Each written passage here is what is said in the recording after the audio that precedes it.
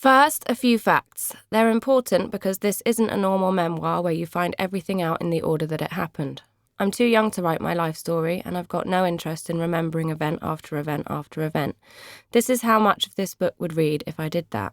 Got up, hair, makeup, clothes, studio, shoot, performance. Emails, went out, performed, worked, partied, got on aeroplane, tour bus, in car, did it all again, then again, and again. Cycle interrupted by birthing and looking after children before doing it all again. To a degree. It's the degree that I'm interested in, the things in my life that changed events, upended things, upset the cart. Sometimes these were external events I had no control over. My son George was born 3 months prematurely, but had already died inside me. I was stalked for 7 years and felt my life threatened by someone with a severe mental illness, then witnessed his trial. I've been through episodes of mental ill health myself, so I felt for him despite what he did to me, as it's no fucking picnic. I've been sexually harassed as an adult by someone in a position of power whom I trusted, and I was taken advantage of sexually as a young teenager by men that should have known better. Turns out it's an all too common experience. Me too. Sometimes it was me, myself, who wreaked havoc on my own life, as you'll see. Self-destructive. By contrast, some of the things that have changed my life have been more joyous than I could have ever imagined. I have 2 daughters, Ethel and Marnie. I've had success in a career known for its ruthlessness, and which thrives by rejecting most of its applicants, eschews internships, and dispenses with training. But I've found a path through it. I've been showered with kindness and generosity. I've been spoilt. I've been invited everywhere, made to feel welcome, and I've often been applauded, sometimes by tens of thousands of people. I've played the Pyramid stage at the Glastonbury Festival, not once, but 3 times. Get me. But the same industry that rewarded me has also been punitive. This is not a complaint, not here anyway, but a fact. I'll explain more as we go along. I've been bullied and pilloried and humiliated in public by the press. The tabloids, as we all know well, especially after the Leveson inquiry, operate on a venal, pernicious, dishonest and abusive basis. Young people, women especially, are easy fodder for them to bully, especially when we are new to fame and success and a bit puffed up with the novelty of it all, while still being naive and easily bruised. Quick to take offence and easy to bait. I've taken the bait sometimes. I've learnt some difficult lessons and made a load of mistakes, but I've also been spied on and followed and had my words twisted into lies, and that has been paralysing and isolating. I've made friends through work and lost them, but I've also got friends I've had since I was a small child, and that's a blessing.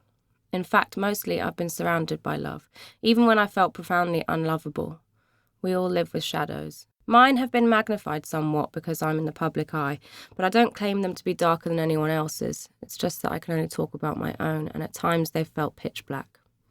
Sometimes I made them darker than they needed to be, but it can be hard to let the light in when you're troubled, and I've been troubled. This is the story of all those times and my thoughts about them. It's not a straight memoir. It's not even a straight story. Is any? It is my story. It's entirely true to me, but I don't claim it to be the only truth. For example, my brother will have his own version of events, even though we were born 16 months apart and grew up next to each other. So will my ex-husband, even though we were together for 6 years, much of that time happily, and had 3 children together, and had to bury one. We bring up our daughters together still. So, this is me. I am Lily Allen. I was born in 1985. I'm a songwriter and a singer, a mother, a daughter, sister, homemaker. I was once a wife. I'm someone's girlfriend. That someone is called Dan. He's a musician too. I'm an activist, socially and politically. I'm a tweeter. I'm a Labour voter. I'm a writer. I've been a success and a failure. I'm unqualified and mostly self-taught. I didn't go to university, I didn't do A-levels, I didn't sit a single GCSE. I didn't grow up in a particularly musical household, but performance was always around me. The media world was never a special or glamorous beacon, but my norm. My mum, Alison Owen, is a film producer. My dad, Keith Allen, is an actor, comedian and documentary maker. My stepdad for a time was the comedian Harry Enfield. I've got an older half-sister called Sarah, a younger brother, Alfie, and a much younger half-sister called Teddy. I have other half-siblings too, but I don't know them or even know how many there might be. Not a straight story. My first boyfriend was Lester, my best friend is Seb, and we now work together too. He's a music producer. The man I married is called Sam Cooper, and he has a building company. We separated in the autumn of 2015. I grew up going to Glastonbury and the Groucho Club. My dad was part of the Britpop scene, getting publicly loaded with his friends, Damien Hirst, Alex James, and others. Drugs and alcohol have been a part of my white noise, always around me, for as long as I can remember. I have used both, sometimes to excess, and although I've been to NA and AA meetings and have had sober periods of my life, I am not a recovering alcoholic or drug addict. I do, however, suffer with depression. Not a straight story. I did go to various private schools as well as state ones, but I didn't stay at any of them for very long, so I'm not a product of any one particular system or institution. I started singing as a child at school, but discovered music as a young teenager and kept it close to me from then on. I read. I keep notebooks. I've got a good eye. I collect textiles. I love colour, and decorating or doing up a house doesn't faze me at all. I exercise, but I'm not a natural athlete. I'm a swimmer. I'm strong. I can be tough. I've been broken. I'm opinionated. I'm a people pleaser. I'm a narcissist. I'm a codependent. I don't always like being alone, though equally there are times when I can't bear company. I'm spoilt. I'm needy.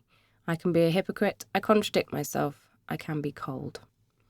But I can also see sense. I can connect the dots. I try to do good. I want to do good. I'm impassioned. I'm observant. And I notice things. I have a photographic memory. I remember names, places, things, although there are whole periods of my life that are hazy and washed out. The lights are out. I cook. Not all the time, but often. I'm a trained florist. I drive well, and I have an excellent sense of direction. I'm financially independent, and I make my own money, sometimes quite a lot of it, but I also run up debt. I made my own way in my career. You have to. Even if you get a leg up, there's no other way to do it. I find a lot of things funny, and I laugh a lot, sometimes even when things aren't that funny. Sometimes it's like a tick. Laugh, Lily, laugh, and it'll make things easier, lighter, more absurd, right? Not always, often not. Like most women I know, I juggle a lot. Work, children, family, money, running a household, steering my own ship. But I haven't always managed. I've fucked up a good deal. I can be a fuck-up, you'll see. I tell the truth. I'm writing this because writing is what I do. It's both my living and the way that I live. The way I make sense of things. The way I try to learn my lessons. I'm writing this so that if I died today, my daughters can learn from my mistakes, and so whatever information they may stumble on about me, I imagine them as adolescents Googling my name. There will be a version in black and white that will not alter in the retelling. Fuck, I'm writing this so that I can learn from my mistakes. I'm writing this to tell my story because telling stories is important, especially if you're a woman. When women tell their stories, loudly and clearly and honestly, things begin to change for the better. This is my story.